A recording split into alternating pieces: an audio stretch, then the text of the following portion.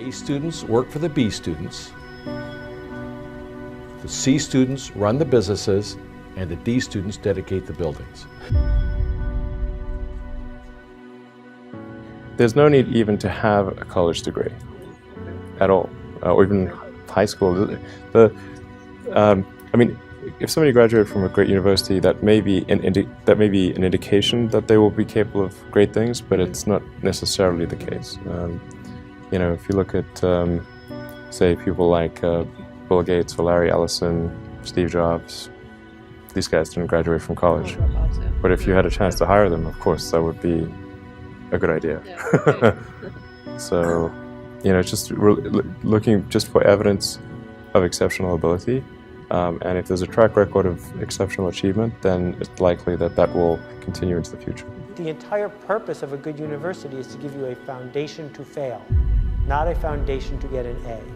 And if you graduate from college with straight A's, you have to do some serious soul searching as to why you chose to spend your time doing that. You know, we ask kids that are 16 to 18 years old to make $100,000 debt decisions when they go off to university. And they're not prepared for that. They don't know what they're getting themselves into. They just assume, okay, I'm going to pay 4 years of education at $25,000 a pop, and when I come out the other side, somehow I'll be able to pay it back. Right. That's not how life works anymore. I had a very strong drive.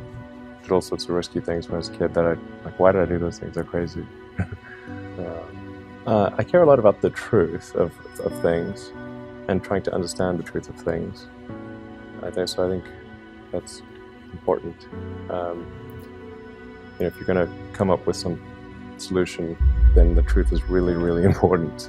Like sometimes they're just like the things that seem quite clear and obvious to me, and I don't understand why they aren't so obvious to everyone.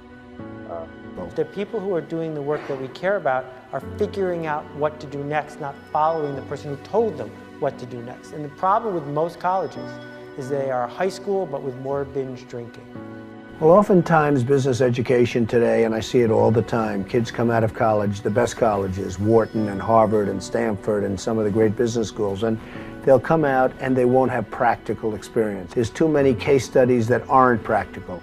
I think having the flexibility to explore a lot of different things, which you can do when you're in college, which is one of the amazing things about being in college, is you can work on all these hobbies and code a lot of stuff and try a lot of different things. It's this amazing flexibility that I think most people take for granted. And once you decide, okay, I'm going to start a company and I'm going to do it with someone else, you immediately now need to convince someone else if you want to change your mind on something. And I think people really undervalue the option value and flexibility. I think explore what you want to do before committing is really like the key thing, and keep yourself flexible. And no, I think that's. I agree. Yeah. It's like the newspaper industry, right? More printing presses, more big buildings, right? Makes us look grander. We have brains that we're putting them out there. There's a point of diminishing returns in terms of what it's worth for a college education and how much debt you're willing to saddle yourself with. You walk into a boardroom with a bunch of guys in suits who all went to college, you're fine. Yeah, I mean, because they read a bunch of words. I've lived a bunch of life. Well, that's true. Their law degree doesn't intimidate you, in other words. It kind of evens us out, whether they know it or not. Where do you think you get that self-esteem from? Seriously. I mean, most guys... My mom, first and foremost, but then just living life. Like, you know, being in real situations and happen to be a person of high integrity and honesty and, you know... You never embarrassed yourself? No, of course not. You never walked in and said, "Oh, everybody thinks I'm ignorant here. I'm stupid." I don't feel ignorant. Right. You know, I don't. Right. I felt like I came up in a situation, or a time, you know, where I wasn't afforded certain opportunities, and if afforded opportunities, I could be Oprah. I could be Bill Gates. I could be Warren Buffett. In my experience in business, there is very little difference, if any, between a very high-priced business education and what's available for a lot less money. I went to the University of Nebraska at Lincoln my last year in college. I went to Wharton for a couple of years before that. I learned just as much at the University of Nebraska as I did at Wharton. You need to be prodded in the right direction, but an awful lot of it is self-taught. It isn't necessary to pay $30,000 or $35,000 a year to go to some big name school to get the education at all. I mean, if you're going to learn accounting, which is probably the most important course you'd take in business, if you're going to learn accounting, you can learn accounting absolutely as well, in my view, going to UNO as going to Harvard. I mean, I see, I'd bet on that. And so I wouldn't run up huge bills. And education is very good at training people to do the same things that we've done over and over again. And I think there's always a question what the nature of the educational good is. You know, you can say it's an investment good, where you're investing in the future. You can say it's a consumption good, like college is a 4-year party. You know, I think most of the parents and students think of it actually as an insurance policy, where you're buying this really ever more expensive insurance so that the students don't fall through the really big cracks in our society, and we should be asking some big questions why the insurance costs are going up and up like that. And if you were the president of Harvard or Stanford, if you wanted to get a lynch mob of students, alumni, faculty to come after you and try to lynch you, what you should say is something like this. You know, we live in this much larger, more global world. We offer a great education to everybody, and so we're going to double or triple our enrollment over the next 15 to 20 years. And people they'd all be furious, because the value of the degrees comes from this massive exclusion, and what you're really running is something like a Studio 54 nightclub. I hated school. I really hated school. I hated school, generally, right? Because it was this instruction following thing. Now, I bet you it's probably also because I wasn't good at it. And some people, like I've got a great conceptual memory and a terrible rote memory. So if I have a story, I could tell you year by year kind of what happened within a story, within a context.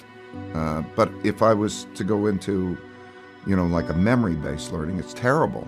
I have a terrible rote memory. Ego barrier is the worst thing.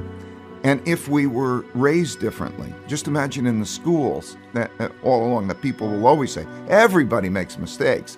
Everybody has weaknesses. The key is really to understand what your mistakes and weaknesses are so that you can learn from them, right?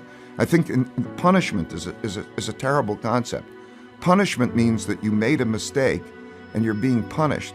I think instead of punishment, every time somebody makes a mistake, you should say the only thing that you need to do to get out of your punishment is first think, what kind of mistake was that? So if I'm in a situation that's like that again, how would I deal with it differently not to make that mistake?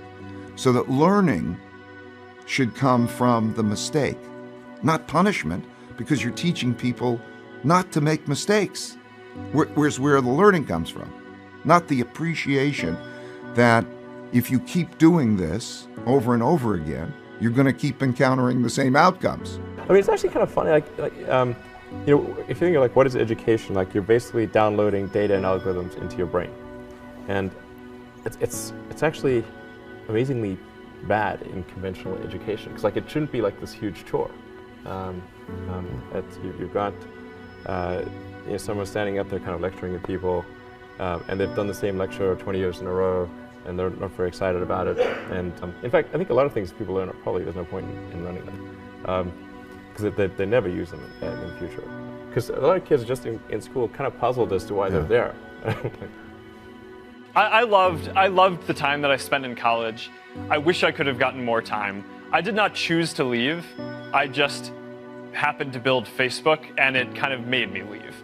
But if I had the opportunity to learn for 2 more years in college, I mean, college is this magical time, right, where you get to explore different interests and focus on different things, and meet great people, and that is not something that I would have wanted to have given up.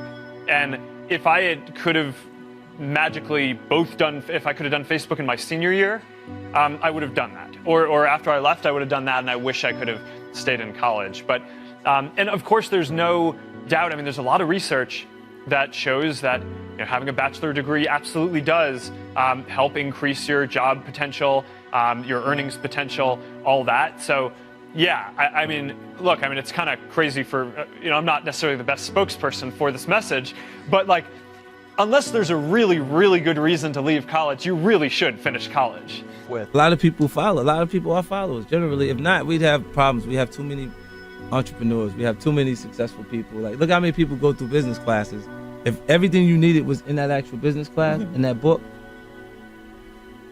it'd be too many successful business people. Right. How many people graduate? Matter of fact, the professor wouldn't have the time to sit there and teach you.